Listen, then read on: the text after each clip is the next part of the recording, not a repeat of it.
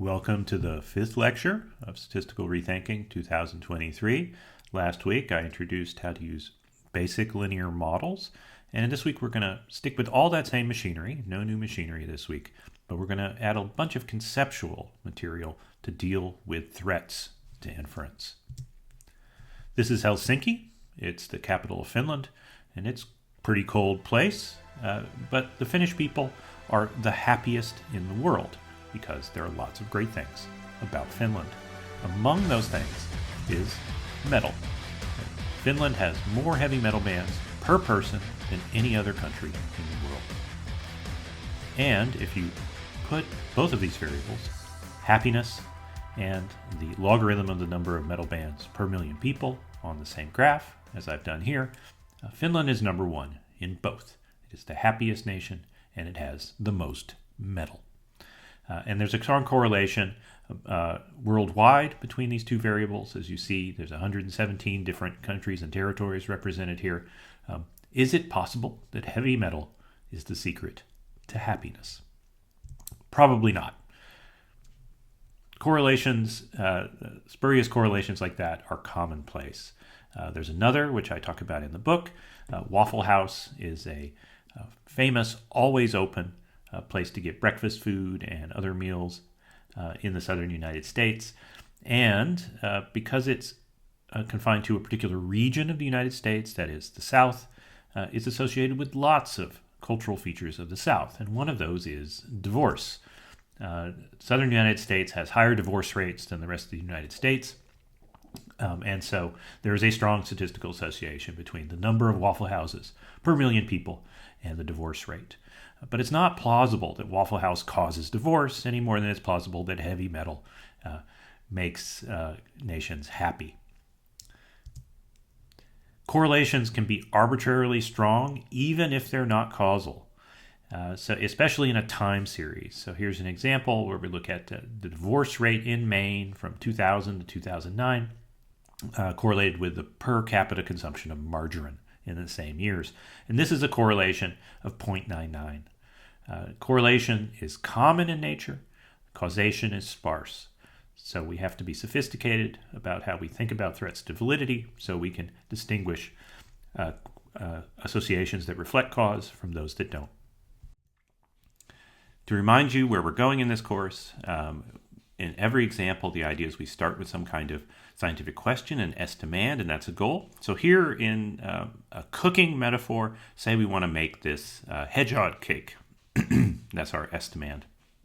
What we need to produce it is a recipe, and that's our estimator. And our estimator is a set of instructions about how to assemble ingredients, like the data and the code, to produce a result that resembles the estimand. And that's our estimate. And often lots of things can go wrong in either the design of the estimator or in how we use it. So the estimate may not always be what we hoped for. And that's what we're going to talk about today, is those kinds of threats. Things that happen during the recipe that are mismatched to the estimator and the process we're studying that can lead us astray. And this is a topic that's sometimes called confounding. So the word confound means lots of things in statistics, unfortunately, but it's just a plain English word, and when I use it, I'm going to use it in that plain English sense. I don't think statisticians should go around redefining common English words to have technical meanings, like significant, for example. So when I say confound, a confound is just some feature of the sample and how we use it that misleads us. When you're confounded, you're confused.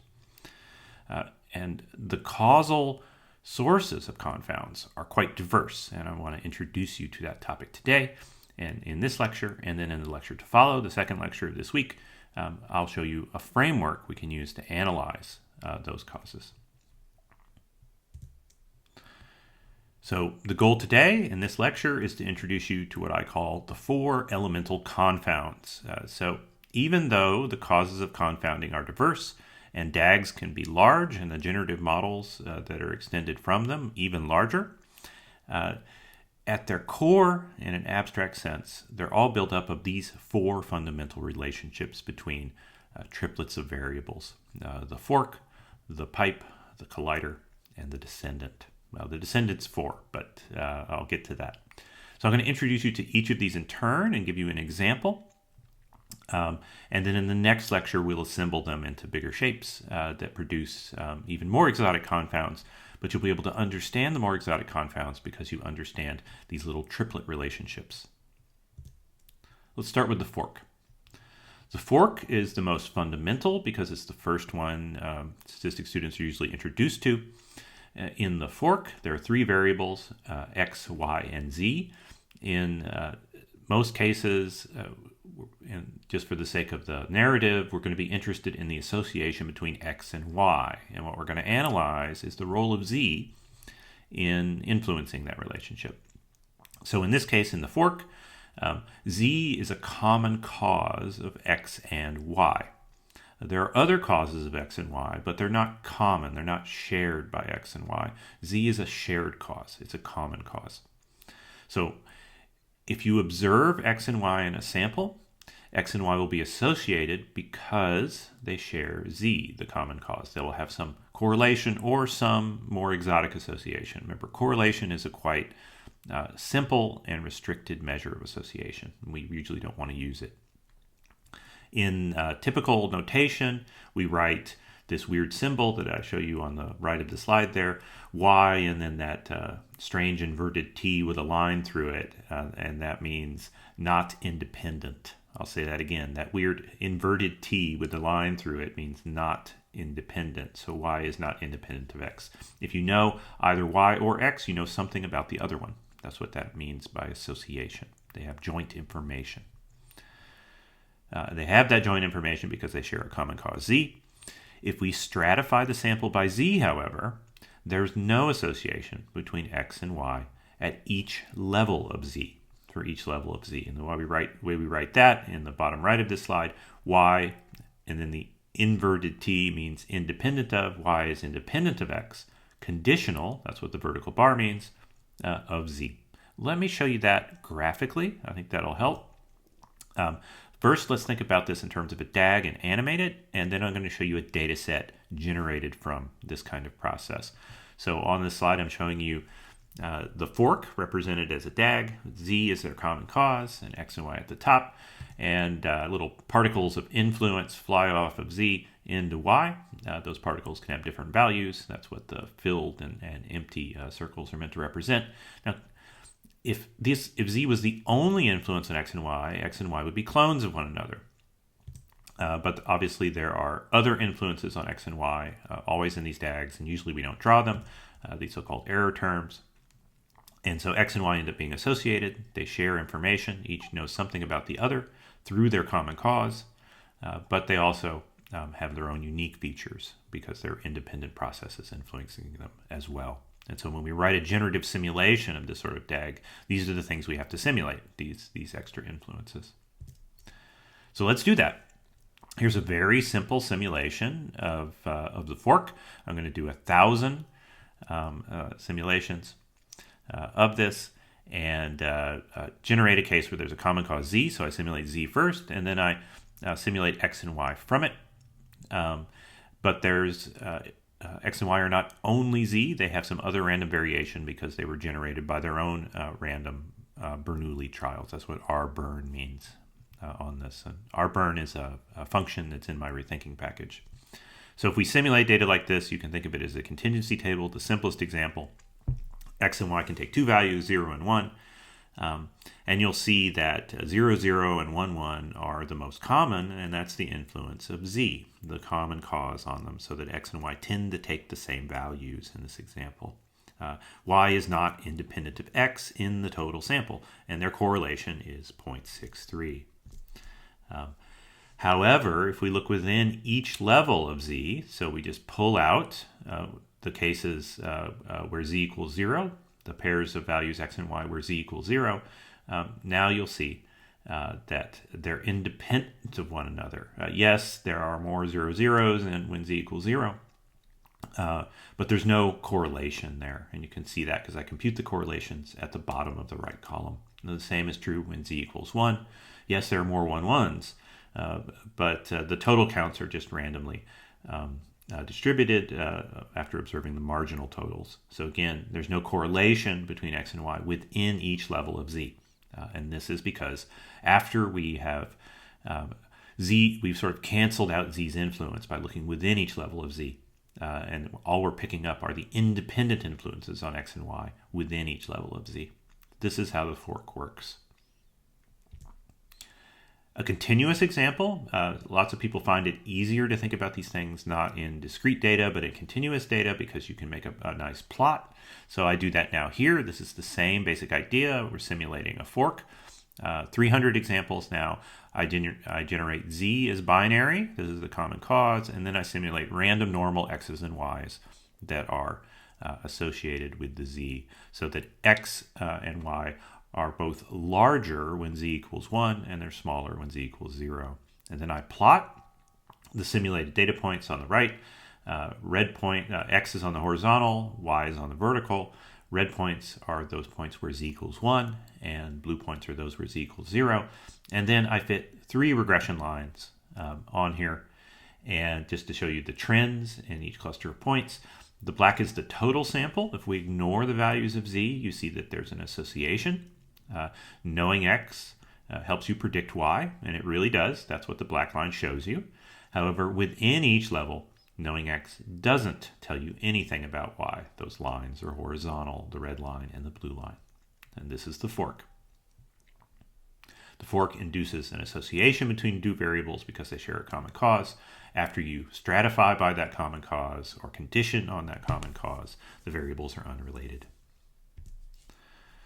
Let's do a data analysis example, and this will help bring home why we care about this. We care about this because just looking at the scatter plot, we can't tell what's going on. We have a causal model that implicates a fork in generating the scatter plot. This leads us to design estimators of certain kinds so that we can try to figure out what's happening. So I mentioned Waffle House and divorce in the introduction. Let's look at something a little bit more seriously related to divorce rates, like marriage rate. For example, it turns out that marriage rate is statistically associated with divorce rate across the states of the United States, and different regions of the USA with higher rates of marriage also have higher rates of divorce. This could be a causal relationship. Yeah, there could be cultural factors that drive both of these things. Yeah, or in the bluntest sense, people can only get divorced if they get married first. But maybe there's something else going on here. This is our estimand, though. We're going to be interested in the causal effect of marriage rate on divorce rate across regions of the United States. We're going to develop a scientific model and turn that into a statistical estimator and analyze the data. And I'm not going to focus as much in this example on the testing part of this, although I'm not omitting that because it's not needed. Just because we're using basic linear models. I showed you how to test those last week. I encourage you to keep doing that, but I'm going to reserve more time in this lecture for the causal shenanigans. Okay, there's another variable that is also strongly related to divorce rate, and that's the age at which people get married. The median age of marriage in different regions of the United States is also strongly related to divorce rate, but in the opposite direction. So higher marriage rates are associated with higher divorce rates. Lower median ages of marriage are associated with higher divorce rates.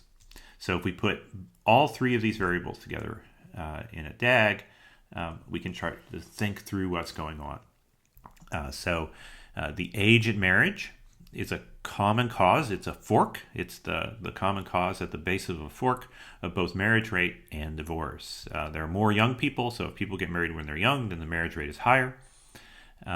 So age at marriage drives marriage rate. And we have a question about its influence on divorce. And remember, our estimand is whether marriage rate influences divorce. So another way to express this is the association between marriage rate and divorce solely a result of the fork, their common cause, age at marriage. And we're going to develop an estimator to deal with this. I have the 3 scatter plots implied by this DAG up on the slide to show you that just drive this point home. You can't figure out the causal structure from these scatter plots. The causes aren't in the data.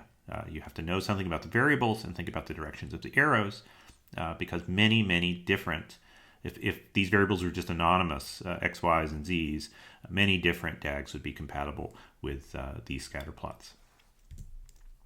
Okay, so let's move on now to we've got a basic scientific model. At this point, you'd want to generate a synthetic simulation, and then when we get to the estimator, we test it. Again, in this example, I'm going to skip that testing stage, but that's not because it's not needed. It's because I need the time to talk about more elaborate things. Okay, so what do we need to do? The idea here is that because of the presence of the fork, if we want to estimate the causal effect of M, we need to somehow break the fork. And you know how to do that because we studied in abstraction the fork at the beginning of this section. You break the fork, as it were, by stratifying by the common cause, by stratifying by A. And that's because within each level of A, the association between M and D is gone, or at least the part of the association between M and D that is caused by A will be removed within each level of A. And so that's what we do. We stratify our estimate by A, and then we average the total cause across levels of A, and that's the way to see what influence, direct influence, marriage rate has on divorce rate in this sample, assuming this model. I know it's a lot, but we'll, on the slides to come, we come back to this point over and over again. This is basically all we're doing for the remainder of this section. Okay, what does it mean to stratify by a continuous variable? So in the examples before, where I had x, y, and z, z was discrete, and that makes it easy to think about stratifying because there's only two values of z. You can pull out the part of the sample where z equals 0, measure a correlation, pull out the part of the sample where z equals 1, measure a correlation. Yeah, and that's what I did. But here, the common cause, A, age at marriage, is continuous. Now, so what does it mean to stratify by a continuous variable? Well, it means the same thing. For every value of A, we look at the association between M and D. But there's an infinite number of values of A. So what this means typically is we need some function that tells us how these relationships are associated, and that lets us find this, similar values of A implied. Another way to think about this is that if we say we demand that the relationship between A and the others is linear, then this lets us do the stratification quite simply, and that's what linear regression does. Let me try to explain that a little better, because this confused me for years and years when I was starting out in statistics. So if we have a regression model like this, where the mean, the expected average divorce rate is some intercept alpha plus a slope, beta sub m, and the marriage rate of that state I, plus a slope beta sub a times the age in marriage of that state I. Every value of A produces a different relationship between D and M. There's a different expected level. And then the slope, beta sub m, is going to measure that deviation as it's associated with n sub I. So in effect, you're making alpha plus the age at marriage term into an intercept. So you get a different expectation for every A. Right? So if you imagine you're focused on marriage rate, and that's the perspective you're looking on that. You want to measure its association to the outcome. We're stratifying by age at marriage by making it part of the intercept in essence here. So we get a different expected relationship accounting for age at marriage that we then measure beta sub m against. Okay, so we can develop a linear model here.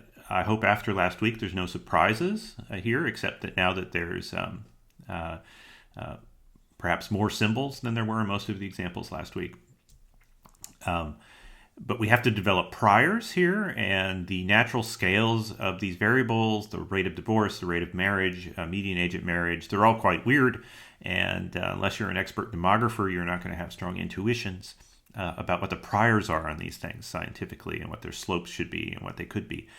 However, there's this nice thing about linear regression models is that since they're little estimator machines, you think past the generative model for a moment, the scales on the variables are arbitrary. So humans invent measurement scales. So we can transform measurement scales for the sake of measurement as we like, as long as we remember the transformations we did and we're sure that we can convert back to the original data. So it's nearly always most convenient when working with linear regressions to standardize the variables. You don't always need to do this. In fact, it's never necessary, but it helps you develop priors, and it helps the computer work more efficiently. So we're going to standardize all these variables, and then we're going to develop priors through prior predictive simulation. What does standardize mean? Standardize means to make the mean 0 by subtracting the mean from the data, and then divide by the standard deviation. And then you get a variable with a mean of 0 and a standard deviation of 1. I say that here on this slide. This is going to be something that's a feature of many, but not all, of the linear regression examples in the remainder of the course. So we need some priors, and for the sake of the lesson, I want to show you what happens when you put in some pretty conventional linear regression priors for Bayesian models. Many Bayesian courses and textbooks will propose quite flat priors, like these normal 0, 10 priors. This is an extremely flat prior. Normal 0, 10 has a variance of 100. Yeah, so if you sample intercepts from normal 0, 10, well, I'll show you what you'll get in a moment. But within the region of the data, this is essentially a flat distribution, and the same for the slopes. And what we're going to do, this is already a fairly complicated model because the lines depend upon 3 different parameters, alpha and 2 slopes. And so if you're like me, you don't have any intuition about what lines you're going to get if you simulate from this model as a generative process. So let's just go ahead and do it. Let's simulate. So the code on the screen here does the prior predictive simulation. We're going to simulate 20 lines. I just draw from these priors, the 0, 10 normal distributions, and then plot the implied lines in the space of the data. And since we've standardized the divorce rate and the median age of marriage and the marriage rate, they're standardized variables. So if we plot them between -2 and 2, that's 2 standard deviations, and that's more than 95% of all the expected values of the data. Here's what the lines look like. These are terrible, right? So the slopes are just too extreme, going up and going down. And that's because there are these normal 0, 10 priors. It's not plausible that the x variable here explains all of the variation in divorce rate, and that's what these slopes are doing. We want priors that are a bit more skeptical, that are, well, possible. So here's the example that'll work for standardized variables in many contexts, but again, you should always simulate with prior predictor simulation and check. We have, with standardized variables, alpha is going to have the meaning of the average divorce rate, which is 0 because we set it at 0. And so it makes sense to put a prior on alpha at 0 and have it quite tight. Yeah. And then let the slopes be looser because these are focused on our inferential questions. Yeah, we've set alpha to 0 by measurement. We have not set the betas to anything by measurement, but we know that they can't be they can't be greater than 1 or less than 1 in any realistic sample once we've standardized the variables, because otherwise the x would explain all the variation, essentially all the variation in the y, and that almost never happens, at least in biology or social sciences. So we simulate from these priors, and you'll see these priors allow strong relationships, going from the bottom left to the upper right and the upper left to the bottom right, both positive and negative, but they also allow quite flat relationships where there's almost no association between the two. So these priors don't bake in any particular answer, but they do put lower probability on ridiculous and impossible answers. Okay, so we've got a scientific model, we've got an estimator, we've got some priors we like. Let's actually carry on with this and try to measure the causal effect of marriage rate on divorce rate. Here's how we do it. So all this code is also in the book. If there's some details that are missing here, but this is the way I would do it. I would make a short data list containing only the variables I want in the analysis. There are many, many other variables in the full data set, and I standardize each of them, and then I pass them to the estimator, in this case written with QAP, and this code reflects the mathematical notation on the right quite closely. You can look at the summary table and already get a sense of what's going on here. We've got an intercept and two slopes, and what I'm showing you in this plot, this is my Précis plot. This is sometimes called a forest plot or caterpillar plot. These are the posterior means in the open circles for each unknown in the posterior distribution, and the bars are 89% percentile intervals, or compatibility intervals, I sometimes call them. You can get a sense what's going on. Unsurprisingly, the intercept alpha is centered on 0. All right, it has to be by measurement. We induce that through the transformation. And the two slopes are the focus of our interest. You can see that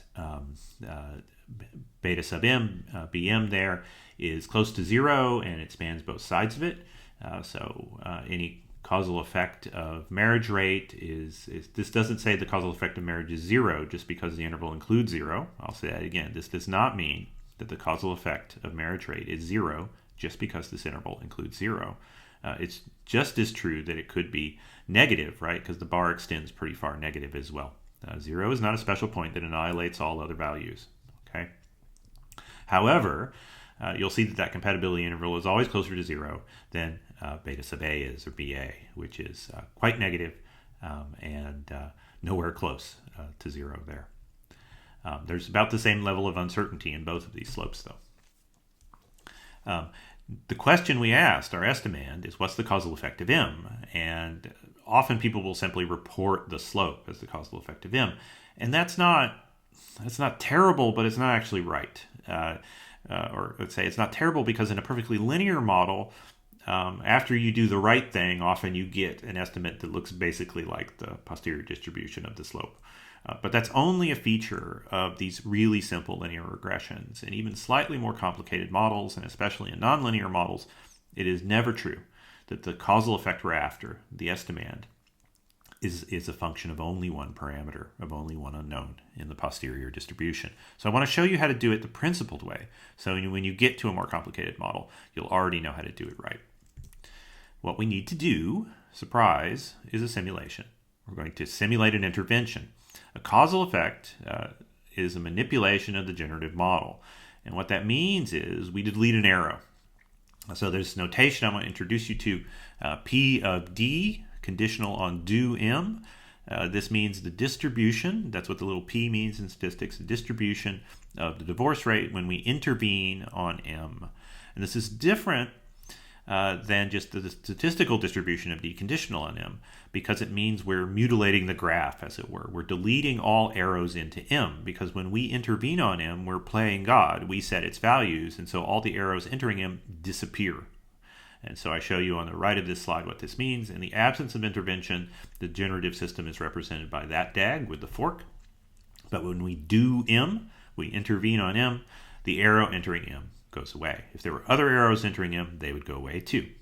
And so that's what we simulate when we simulate the causal effect of m on d. We set the values of m, and we hold the values of a constant.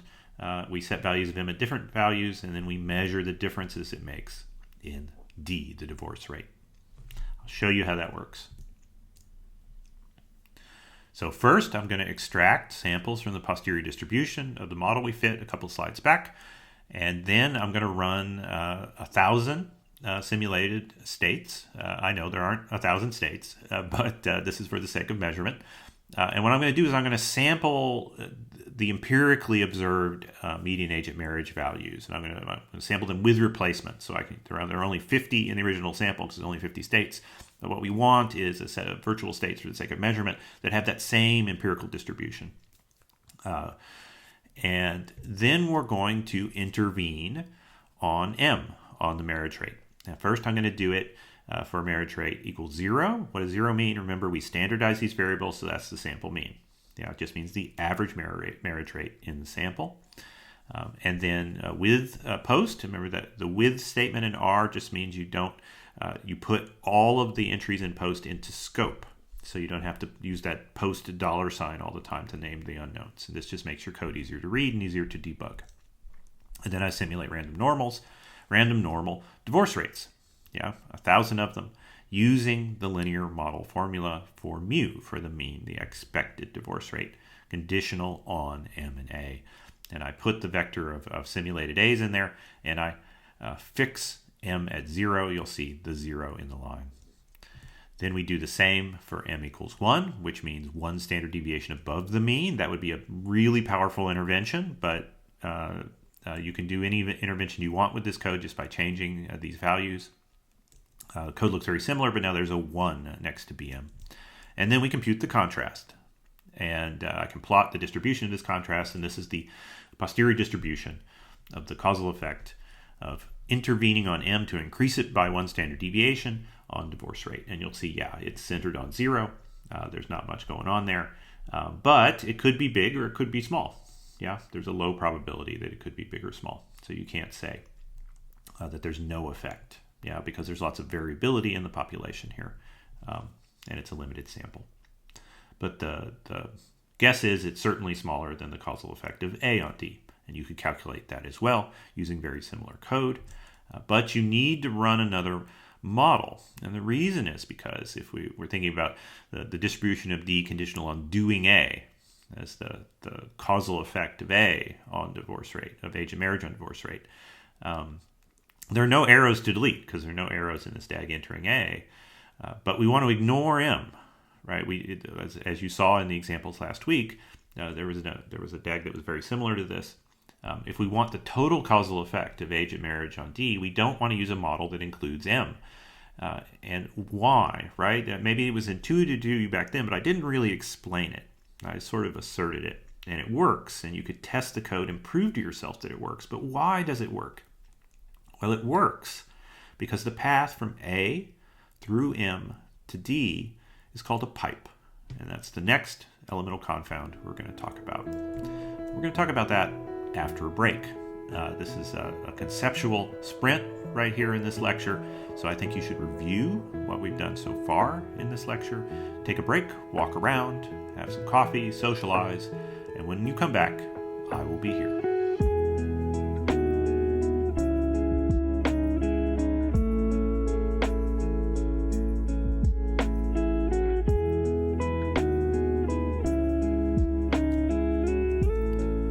Back. Before the break, we had toured the fork, and at the conclusion of the fork section, I mentioned that there's also a pipe in the same example. So now we need to understand the pipe as well, because these different elemental confounds often appear in the same causal models. The pipe looks very similar to the fork.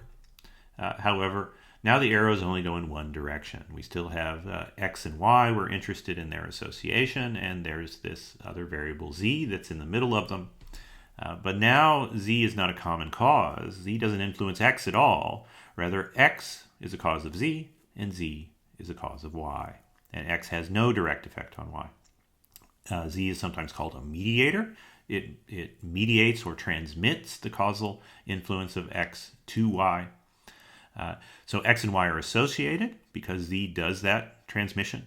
And so again, y is not independent of x, just like in the fork. Once we stratify by z, just like with the fork, there's no association. Y is independent of x, conditional on z. So statistically, the pipe and the fork look the same, but causally they're really different, and we have to deal with them differently when we design estimators. Again, a little animation just to help bring this home. This helps some students. We have little particles of causal influence leaving x in red and hitting z, and then those wrap the blue causal influence of z. And so y is influenced both by x and z, but approximately only by z. And the consequence of that is when we stratify by values of z, there's no association left between x, because any variation in x that will also be found in y must pass through z. So again, I'm going to do the same kinds of little generative simulations for all of these confounds to help you understand them. Let's simulate discrete x, y's, and z's with random Bernoullis, just like before. Again, we get an excess of pairs of x's and y's that share the same value. So y is not independent of x. If you learn x, you learn a lot about y and vice versa. And there's a correlation of 0.64 in this particular simulation. But if we stratify by z, we look within each, look at the x's and y's where z equals 0 or z equals 1, again, the correlations vanish very close to 0. So y is independent of x, conditional on z.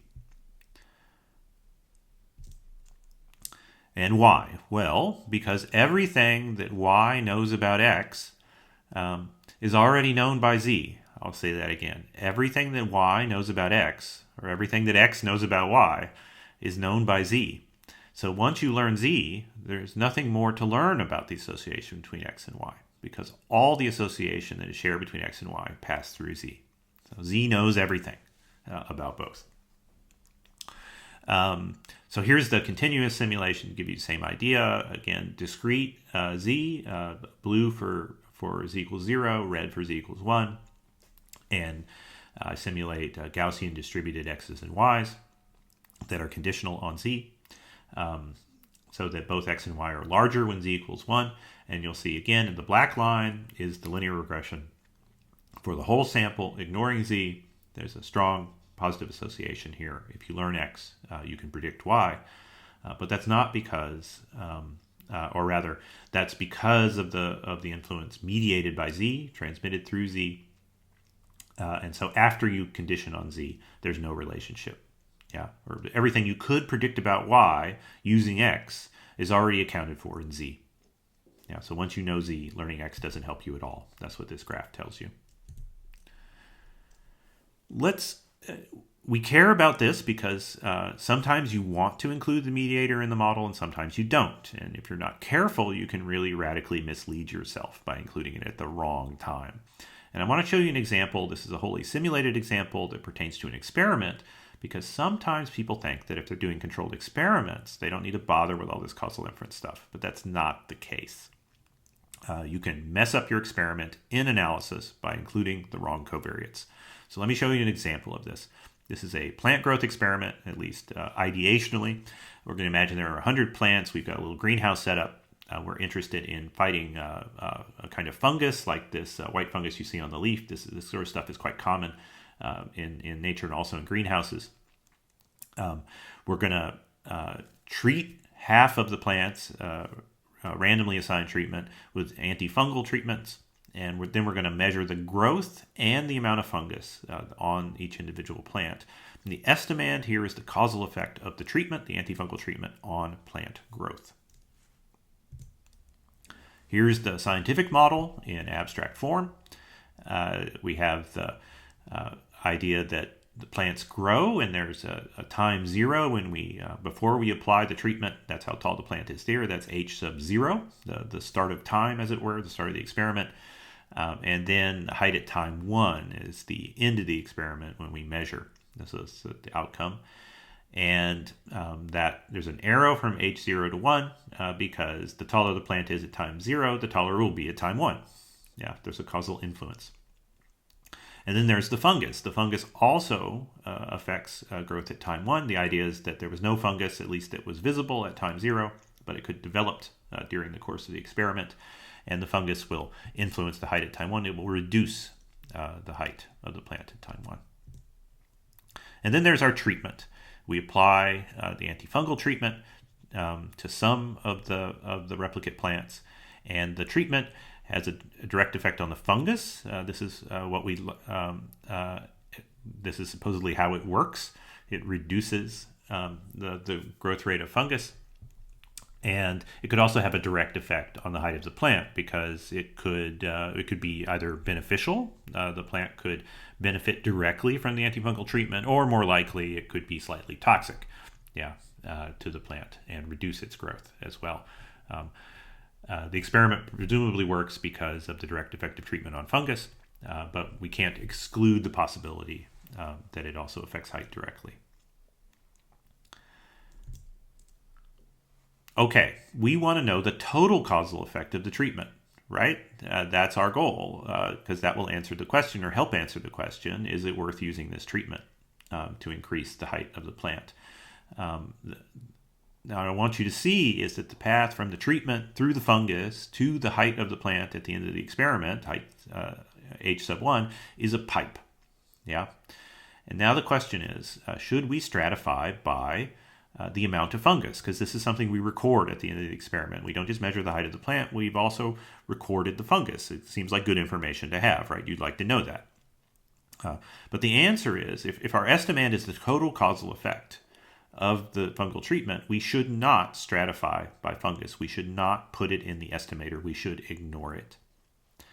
And the reason is because it would remove any association between the treatment and the final height of the plant that was influenced by the fungus. Yeah, which is the whole point of the experiment, is that the treatment reduces fungal growth. But once you stratify by the fungus, you've statistically removed any effect of the treatment through that path. Now, there's still the direct effect, but any residual effect, what you'd end up estimating if you stratified by the presence or absence of the fungus, you'd only estimate the direct effect of the treatment on the height of the plant. And that is not what you're after. You want the total causal effect. In the book, I give you synthetic data simulation for this experiment and the complete model so you can work through it. I encourage you to do that. There's no surprises there. There's just a simple linear regression that does it. And I show you both the model with the fungus and without it. And it's the one without it that gets the causal effect correct. So sometimes you want to stratify by the mediator, though, and that's when you want to measure the direct effect. Yeah, but if you want the total causal effect, you should leave it out of the model. This is a particular example, perhaps the simplest example of a phenomenon called post-treatment bias. And it's one of the more routine ways that experimenters ruin their experiments. They ruin their experiments not during the conduct of the experiment, but during the analysis phase. If you stratify by a consequence of the treatment, this is what post-treatment means. It's a post-treatment variable. It can sometimes, not always, but can sometimes induce something called post-treatment bias, as it would in the fungus case. It gives you a misleading estimate of what you're after. In this case, in the fungus example, it misleads us that the treatment doesn't work, but could also mislead you in the other direction. It could mislead you to think it does work. And so usually, as a rule of thumb, I don't like rules of thumb, but everybody needs a place to start. Consequences of the treatment itself should not usually be included in an estimator. I'll say that again. Consequences of the treatment itself should not usually be included in the estimator. But then you're going to say, but isn't the height of the plant also a consequence of the treatment? Yes, but that's your outcome variable, so obviously that's included in the estimator. I'm talking about other consequences of the treatment, other than the focus, the measurement of focus. There are exceptions to this. Sometimes things you measure during the experiment do need to be included, and DAGs will tell you that. You still need to draw your causal assumptions. You can't rest on rules of thumb. But if you were going to use a rule of thumb, this is the one I'd encourage. On the right, I show you a table from a really nice paper about post-treatment bias. I encourage you to read this. And this is a paper that surveys experimental studies in political science. But you could do the same sort of survey for biology. And they find that about half of published experiments condition on post-treatment variables, which is potentially inducing bias and bad inferences. So, just to drive this home, post-treatment bias isn't only result from blocking mediators when you don't want to. There are a bunch of different DAGs that can make it dangerous to stratify by post-treatment variables, that is, consequences of your treatment. And here's just an example on the right, the DAG on the right. There's some treatment. It influences something you can measure, X, this potential covariate that we're thinking about adding to our estimator. And now I want you to imagine there's some unobserved confound that you haven't measured or haven't even imagined that is a common cause of the covariate and the outcome. So now in this DAG, the treatment has no effect on the outcome at all. That's what the experiment's about. There's nothing transmitted from X to Y. Yeah. If you condition on X in this example, you will think the treatment works. And to explain why, I need to explain the next elemental confound, the collider. The collider is the third, and for many students who are just getting into this material, it is the most upsetting elemental confound. I think it's really exciting, which is why I've given it the element of fire. The collider behaves quite differently than the fork or the pipe, but we still have X and Y and Z. It's like an inverted fork. Now the arrows come from X and Y into Z, and Z is a collider. It is jointly caused by X and Y. You can think about it as the arrows are colliding at Z. So in the collider structure, X and Y are not associated because they don't share causes. Yeah, there's no common cause of X and Y in this graph. And so if you just take the sample and you look at the correlation between X and Y, they don't have joint information. Y is independent of X. But X and Y both influence Z. So now here's the weird thing. If you stratify by Z, you look at each level of Z, and then you look at the values of X and Y at each level of Z, they can have an arbitrarily strong association. That is, Y is not independent of X, conditional on Z. They have joint information within each level of Z. They have no joint information in the total sample. This is weird, I know. We're going to have the same examples as before. Here's your cartoon version of the collider, and red X and blue Y coming in, and Z is influenced by both. X and Y are unassociated in this sort of graph because they have their own influences, which I haven't pictured. Let's do the discrete simulation, just like in the previous examples, 1,000 triplets of Bernoulli variables. Now we simulate X and Y first, and they're completely independent of the other variables there with the random Bernoullis. And then Z is a product of both. And in this particular example, I make Z will be 1 90% of the time when X plus Y is greater than 0. If X plus Y is less than 0, then they'll only be 1 20% of the time. Yeah, so one way to think about this is kind of a thresholding process. If either X or Y is big enough, then Z can be equal to 1. So now we generate a contingency table there, and you'll see, you can probably just eyeball it and see there's no correlation between X and Y in that contingency table. Y is independent of X, and measure the correlation, it's about 0. But within each level of Z, there's a strong correlation. So when Z equals 0, X and Y are positively correlated. When Z equals 1, they're negatively correlated with one another. Yeah. So the risk here, the reason this is so important to understand, is that these strong correlations could be read as causal. And you might think that you're in another situation like a fork. Yeah. And Z is a common cause of X and Y. So again, the causes aren't in the data. The sample correlations are not sufficient to know which causal structure you're dealing with. Each of these causal structures, each of the elemental confounds can produce very similar samples. The continuous illustration, again, if this helps, now we get the flip of what happened before. Remember, in the fork and the pipe, the black line for the total sample shows a correlation when we don't condition on Z. Now the black line shows no association, unconditional on Z. But then when we stratify by Z, we get negative correlations between X and Y. That is, that X tells you something about Y. And why is that? It's the thresholding effect. If either X or Y is big enough, then Z can equal 1. And so that means that it's very plausible that large values of X are associated with smaller values of Y, as long as they're above the threshold required for Z to equal 1, and vice versa. As long as Y is big enough, X can be small. And so you tend to get small values of either X or Y associated with large values of the other, and that's why you get a negative correlation in this case. Colliders appear for a variety of reasons.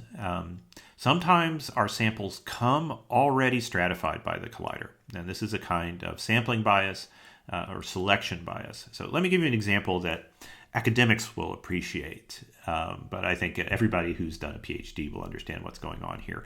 Suppose there are 200 research grant applications, and each is scored on its newsworthiness, let's say its potential for impact, and its trustworthiness, that is the rigor of its design. These are the kinds of things that grant review panels talk about, right? Because they're supposed to explicitly consider both impact or newsworthiness and the rigor of the design.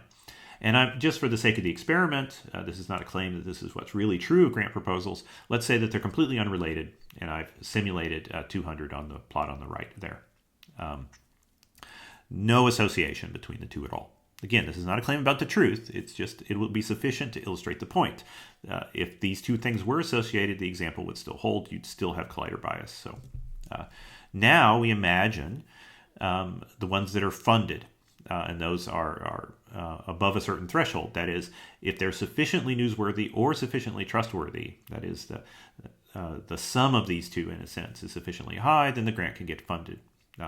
You just need some compensatory selection mechanism such that if a particular grant is somewhat boring, it's not particularly newsworthy, but it's incredibly rigorous, it can still get funded. And the other way around, if a particular study is not particularly rigorous, but it would be big if true, that is, it would have potentially high impact if it was good, then it can still get funded. And these are the points that I have not grayed out here.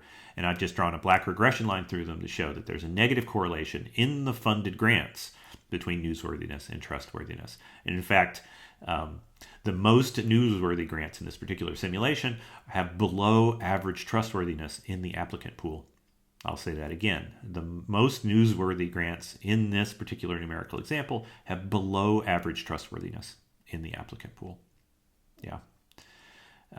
But this isn't a feature of how grants are written, because remember, I made newsworthiness and trustworthiness independent of one another in the simulation. It's a feature of selection. This is a collider. It's the same thing. Once you stratify by whether it was funded or not, there's a correlation between these two variables, even though there's no correlation before the decision of which is funded. And that's collider bias. So to draw this as a DAG, let A represent the awarding of a grant, N is newsworthiness, T is trustworthiness. There are a few grants that are high in both because of the way I've simulated them. And so conditional on award, there's a negative association. So typically when we're looking at the features of awarded grants or people who've gotten jobs or published research articles, we're not seeing the applicant pool or the submission pool. So we're only seeing the post-sample the post-selection sample, and those samples have typically been invisibly and pathologically conditioned on colliders. And so associations among the things you can measure about a population post-selection, it's very hazardous to read those associations as causal. Lots of examples of collider bias of this sort in our daily lives. One of my favorite examples, there's a tendency, it's not always true, but there's a tendency in many metropolitan areas for the really best restaurants to be in terrible locations, in bad neighborhoods or out in the margins, and you have to take a train for 30 minutes to get to them. And then, frustratingly, some of the worst restaurants are in the city center, the tourist traps, right? The Vapianos, sorry, Vapiano, I don't have anything against you, but the Vapianos of Europe. And I think what's going on here is that restaurants can survive two different ways. Either you have good food, or you have a good location. Of course, you could have both if you're one of those rare restaurants that's so lucky, but either would be sufficient. And so this means that places with bad food can survive in good locations, and places with good food can survive in bad locations. Yeah. But a restaurant with bad food in a bad location goes out of business. And this will induce, it's like conditioning on a collider, because we only see the restaurants that have not gone out of business. And this induces a correlation between these two things, even though they're not causally associated. There's nothing about being in a bad neighborhood that makes your food good. Okay. And then famously, people think this is true in acting. Actors can succeed either by being attractive or being skilled. So when you look at successful actors, the best ones tend to be less attractive, and the more attractive ones tend to be less skilled. But again, that's not necessarily because there's some causal relationship between being an attractive person makes you a worse actor, or vice versa. It's just post-selection. Okay. Those are colliders that arise during data collection, so we have to be careful about that. But there are also colliders that arise through how you design the estimator. If you include a collider within your estimator, you can produce a spurious association between an X and a Y of interest. This is what I call endogenous colliders, because they happen within your analysis. And it's kind of a phantom, statistical phantom that haunts your analysis. So I want to work through, again, a generative simulation. And I'm going to do this without a lot of code details, but all the code details are in the book. There's a simulation function and so on. I'm going to show it to you graphically and explain the concepts. The question is going to be, does age influence happiness? There's a big research literature on this, actually. So the estimand is the influence of age on a person's self-reported life satisfaction or happiness or some measure thereof. And when you're designing influence like this, a study like this, lots of things you can measure about people, and many of them you want to measure and potentially include in your analysis because they might be confounds. That is, they might be a common cause that's part of a fork, kind of very typical, basic kind of confound. One of them might be, example, marital status or anything else that makes people more or less happy. So the idea here is that married people are more happy because they're married. So you want to include it in your analysis.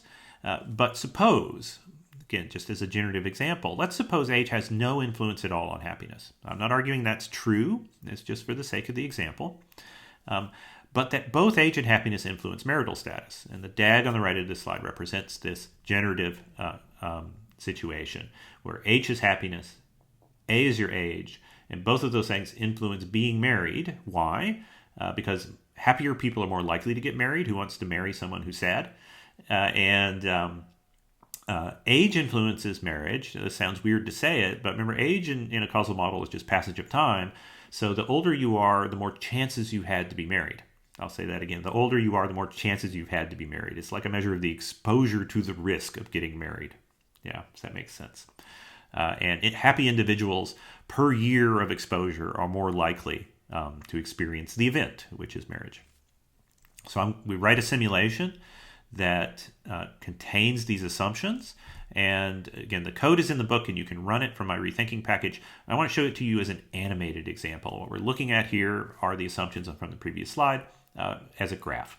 So we have age on the horizontal, and each point is a simulated individual. Each row is just an individual moving through time. And each vertical line is a cohort of babies. And all of these points are moving from left to right. And the gray ones are unmarried individuals starting at age 18. They're capable to get married, so there's no one under 18 in this simulation who gets married.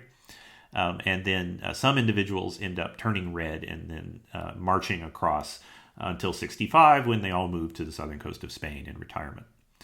And the vertical axis here is happiness. And I've just arranged the individuals by their birth happiness from lowest on the bottom row to highest on the top row. And no one moves rows during their life. Right? The red dots, you follow a red dot with your eyes, you'll see it just moves across until 65. So, as said on the previous slide, age has no effect on happiness, but age does influence the probability you get married, quite obviously here, right? And happiness also influences the probability you get married. There are more red points at the top where people are happier. Okay, so we can take this sample. You can run the simulations as long as you like, harvest a bunch of synthetic individuals and their life histories, and analyze the relationship between age and happiness. And what happens? Well, if you don't stratify by marital status, there's no association between age and happiness, right? Because it doesn't change with age. But if we do stratify, there's a negative association. And the reason is, you can see this if you just stare at these points, these static points. Look at just the red points, the married individuals. Imagine fitting a line between age and happiness for only the red part of this sample. There's a negative association, right? You see that the line would tilt down because there's more red points on the far right. Yeah, I'll say that again. Imagine taking only the red points as a sample, and then looking at the association between age and happiness, and it's negative.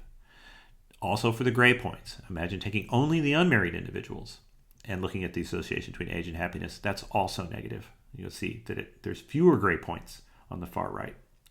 In the total sample, there's no relationship between age and happiness, but in each subsample stratified by marriage, the relationship is negative. And so if you included marital status in your estimator as a control, you thought it would be something that would be necessary to avoid being confounded, it would in fact induce a confound, and you would be misled to think that people get sadder as they age. But in this example, we know for a fact, because we wrote the simulation, it's just not true.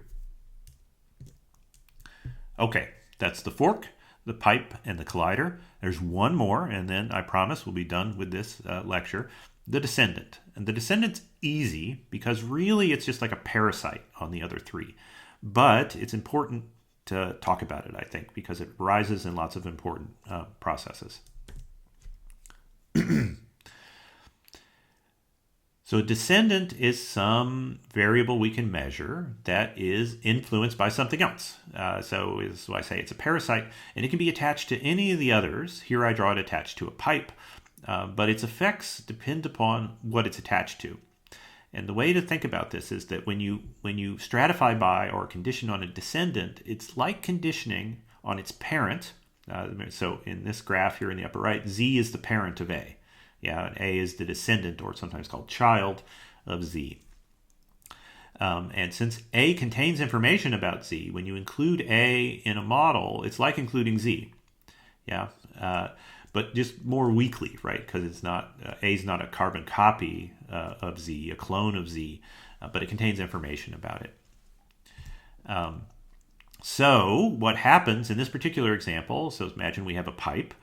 X and Y are causally associated through Z because Z is a mediator, right? So Y is not independent of X. The descendant A also has information about Z. So if we stratify by A, forget Z for a moment, say we stratify by A, this will block or reduce the measured association between X and Y. Here's a simulated example to show you that's true. As before, we simulate these random Bernoullis. The only thing that's new here is I want you to see that A is generated from Z, just like Y is. Yeah, but it's not a carbon copy of, because it's got its own error, right? It's got its own stochastic processes. So now we look at, in the total sample, the association between X and Y, and they're associated. That's because X influences Z, and then Z influences Y. Right? A doesn't influence anything in this. It's just a descendant. And we get a correlation of 0.6. This is exactly what we saw before with the pipe. Now we stratify by A, and we're ignoring Z, right? So say you're sophisticated and you said, yeah, I know Z is the mediator and I've measured it, but I'm not going to include it because McElreath told me I shouldn't do that if I'm interested in the causal effect of X. It says, but I've got this other thing, A, maybe I should include that. And when you include A, which is influenced partly by Z, you end up messing up your experiment, because it isn't that the correlation goes away completely, you see, if you look at the measured correlations on the bottom right, but it's halved, right? You get the wrong estimate, and that's just as bad. Descendants are everywhere. In fact, probably most of the variables we analyze in observational work and even much experimental work is actually just a proxy of the thing we wish we could measure. Yeah, the thing that's actually involved in causation. So there's a whole family of statistical procedures which talk about this and use latent variables to model the causes of interest, and the measurements we have are just descendants of those processes, or proxies. So things like factor analysis, measurement error models, social network models, right? You can't see a social network. It's just some phantom social construction that's supposed to predict relationships or behavior in relationships. So lots of processes like this. So on the DAG on the right, just as an example, A and B are descendants of U, which is some unobserved cause of X and Y. But B and A contain information about this unobserved confound. And so actually you can deconfound the DAG on the right and build a useful estimator if A and B contain enough information about the unobserved confound U. So descendants aren't only dangerous, they're measurements, they're proxies for something, and that also makes them useful. Okay, that's everything I wanted to get through in this lecture. I know it's a lot. Please look through the slides again, review the four elemental confounds, and make sure that you understand how they're different and the examples that I embedded them in. In the next lecture, we're going to continue with the four elemental confounds. We're going to combine them into larger DAGs, and I want to show you some interesting and exotic things that can happen as a result. And the first example will be what happens when there are unobserved confounds interacting with things like colliders. All right, that's all for this lecture. Thank you for your attention. In the next lecture, we'll continue with this theme, and then in the weeks to come, we're going to focus on prediction and Markov chain, Monte Carlo. And I'll see you there.